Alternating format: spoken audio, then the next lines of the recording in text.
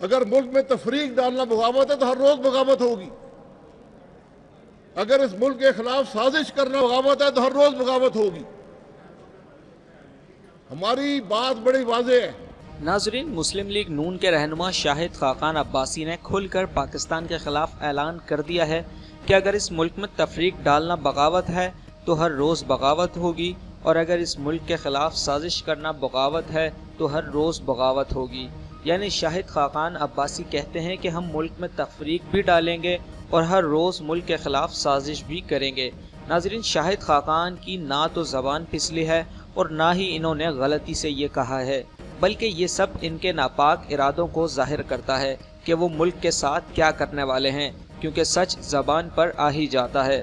ناظرین، نون لیگی پٹواریوں سے جب کچھ نہ بنا تو انہوں نے اب پنجابی کارڈ بھی کھیلنا شروع کر دیا ہے. اس سے پہلے سعد رفیق بھی تفریق ڈالنے کی کوشش کر چکے ہیں.